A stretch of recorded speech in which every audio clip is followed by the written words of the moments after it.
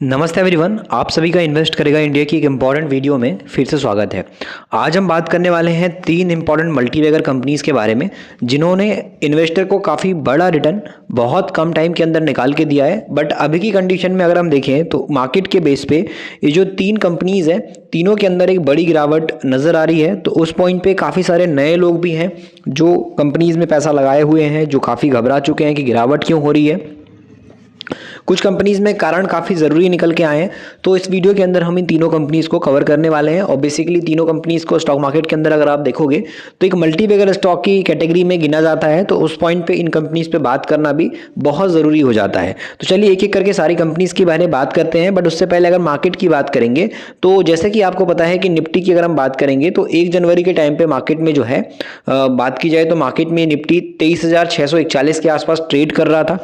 उसके बाद इसने अपना हाई बनाया था और देखते देखते जो है यहाँ पे निफ्टी के अंदर जो ऑल टाइम हाई गया था वो बात की जाए तो 24,210 तक गया था। तो अगर आप मार्केट की परफॉर्मेंस के बेस पे देखोगे तो आपको नजर आएगा 23,000 से मार्केट जो है 24,000 के आसपास गया था। लेकिन उसके बाद ये जो ऑल टाइम हाई प्राइस है इसको टच करने के बाद 2 तारीख के बाद से मार्केट में नेगेटिव इम्पैक्ट क्रिएट है और लगातार बिकवाली हो रही है। और अपने बात की जाए तो नए साल के अंदर एक नया लो हर दिन जो है निफ्टी बना रहा है। तो मार्केट का सेंटिमेंट अभी काफ़ी नेगेटिव है और काफ़ी सारे कारण भी आपको पता होंगे। ऑलरेडी हमने कुछ पुराने वीडियोस के अंदर बताया हुआ है कि सबसे पहला कारण तो Q3 का नंबर है कि कंपनीज का Q3 के रिजल्ट आने लगे, क्वार्टरली कंपनी अपने सेल्स प्रॉफिट दिखाने लगी हैं। मार्केट में इस चीज़ को लेकर के कई बार कंसर्न यानी कि चिंता बहुत ज़्यादा क्रिएट हो जाती है। उस पॉइंट पे इन्वेस्टर मार्केट के अंदर प्रॉफिट बुकिंग करता है। कई बार कई कंपनीज में डर के वजह से भी मार्केट से पैसा निकाल लेता है और FIs भी अभी जम करके पैसा निकाल रहे हैं मार्केट से। तो ये सेकंड कारण हो गया। Q3 के अलावा FIs भी एक बहुत इंपॉर्टेंट रोल प्ले कर रहे हैं जिसकी वजह से गिरावट हो रही है।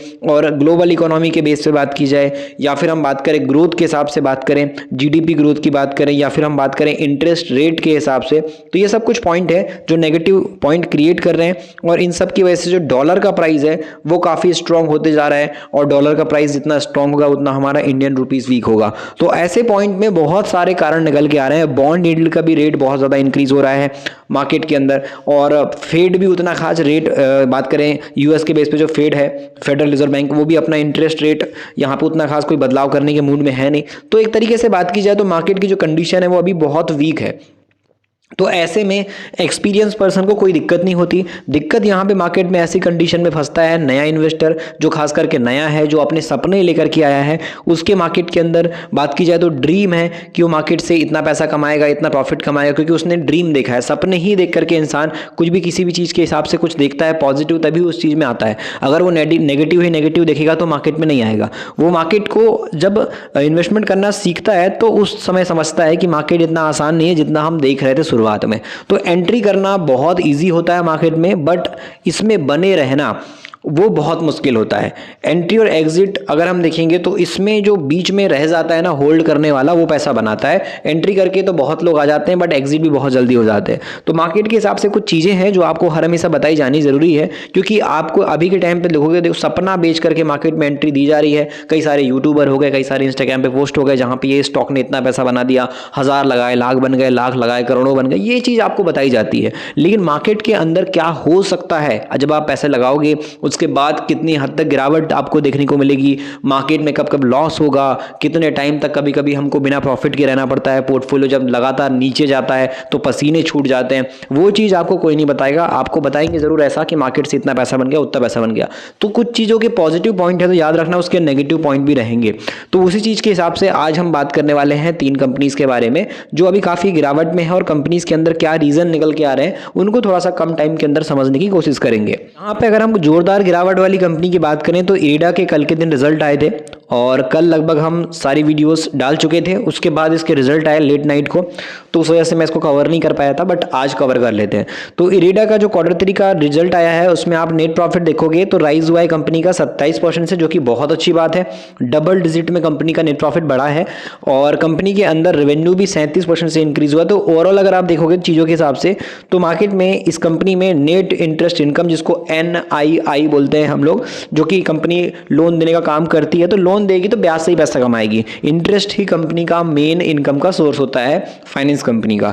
तो उस पॉइंट पे बात की जाए तो इस कंपनी का नेट प्रॉफिट भी बढ़ा है और जो ब्याज से कमाई है इस कंपनी की इरेडा की वो भी चीज इंक्रीज होती हुई नजर आई है। फिर भी मार्केट के अंदर एक बड़ा दबाव इस कंपनी में नजर आ रहा है। तो चलिए एक्चुअल में कंपनी के Q3 कैसे आए हैं उसको थोड़ा सा हम स्क्रीनर के माध्यम से समझने की कोशिश करते हैं। आपको स्क्रीन के सामने 201 रुपए का इरेडा का शेयर नजर आ रहा होगा और इसके अंदर 6.9 के लगभग 7% के आसपास की गिरावट आप इस कंपनी में देख पा रहे होंगे। काफी ज्यादा स्टॉक मार्केट के बेस पे इस कंपनी का शेयर गिरा है 7% के आसपास। तो इरेडा कंपनी के रिजल्ट कैसे आए हैं और क्यों इतनी बड़ी गिरावट हुई है उस पॉइंट को समझने वाले हैं।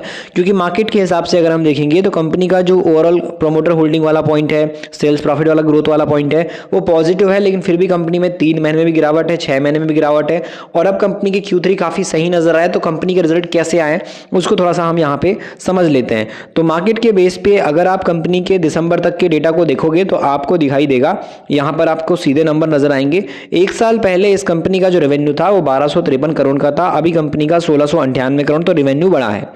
अब बात करें इंटरेस्ट से कमाई की तो 760 करोड़ कंपनी ब्याज से पैसा बना रही थी 2023 में। अभी कंपनी का जो ब्याज से कमाई है वो 1032% पहुंच गया है।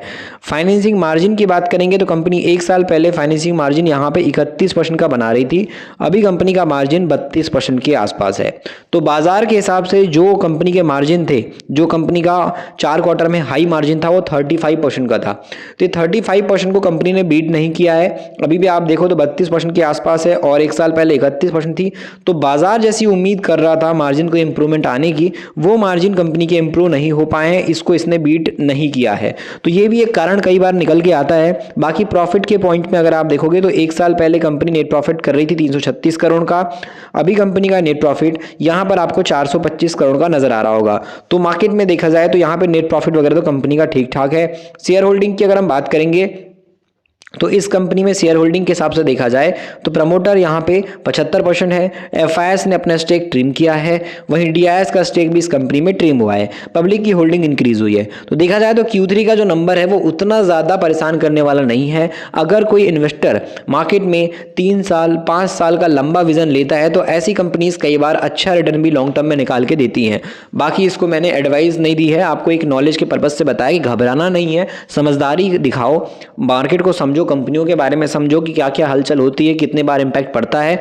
और मार्केट के हिसाब से बात की जाए तो ग्रोथ कंपनी में है, नेगेटिव में कोई खास अभी आपको प्रॉफिट गिर रहा हो या प्रॉफिट कम हो गया हो ऐसा कुछ नहीं है। फाइनेंसिंग मार्जिन भी कंपनी के ठीक ठाक है, इंटरेस्ट रेट भी कंपनी का अच्छा खासा इंटरेस्ट भी इंक्रीज हुआ है, ब्याज से कमाई भी बढ़ी है, कंपनी की रेवेन्यू भी बढ़ी है। तो उस पॉइंट पे Q3 को देख करके आप समझदारी के साथ फैसला लें। ऐसा नहीं कि प्रॉफिट बुकिंग हो रही है, बड़े इन्वेस्टर पैसा निकाल रहे तो हम भी निकाल दें, वो पैसा डाल रहे तो हम भी डाल दें। उस पॉइंट पे आपको थोड़ा समझदारी, खुद का दिमाग यूज करके लगाना बहुत जरूरी होता है। बाद अगर हम बात करें तो अगली कंपनी टाटा एल्क्सी लिमिटेड है और इस कंपनी में भी हम देखें तो मार्केट के अंदर Q3 के नंबर आने के बाद काफ़ी बड़ी गिरावट नजर आई है, 7% तक टाटा एल्क्सी का शेयर गिरता हुआ नजर आया स्टॉक मार्केट के अंदर। तो काफ़ी बड़ी गिरावट Q3 के नंबर आने के बाद टाटा एल्क्सी के अंदर भी देखने को मिली है। बाकी टाटा ग्रुप की कंपनी जो है काफ़ी इंपॉर्टेंट कंपनी है, इसको आपको यहाँ पे हल्के में नहीं लेना चाहिए।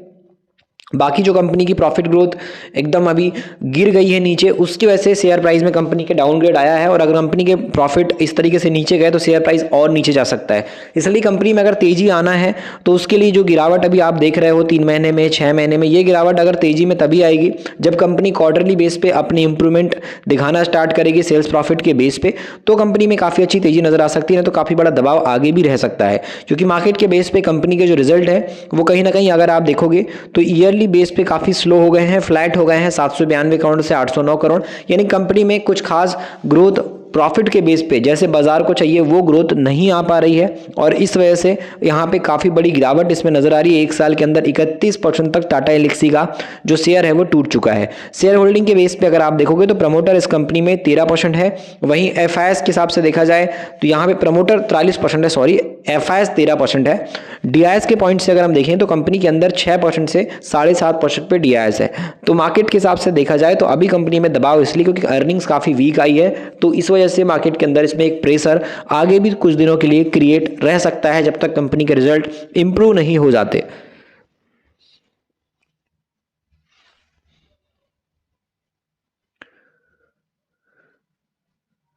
उसके बाद अगली कंपनी निकल के आती है KPIT टेक्नोलॉजीज लिमिटेड।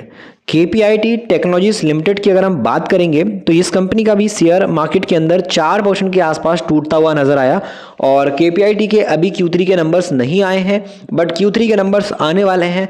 तो इस वजह से भी कई सारी कंपनीज में रिजल्ट आने के पहले प्रॉफिट बुक बहुत लोग इन्वेस्टर कर देते हैं, जिसकी वजह से दबाव क्रिएट होता है और यही एक रीजन भी सामने आ रहा है मार्केट के अंदर। कंपनी के तो Q3 अभी आए नहीं है, लेकिन कंपनी में इन्वेस्टर को कंसर्न है, कहीं ना कहीं चिंता है कि कंपनी के रिजल्ट कैसे आएंगे। उस वजह से इसके अंदर भी मार्केट नेगेटिव में गया तो मार्केट का असर इस पर भी पड़ा और इसमें भी बड़े इन्वेस्टर ने जमकर के बिकवाली की है।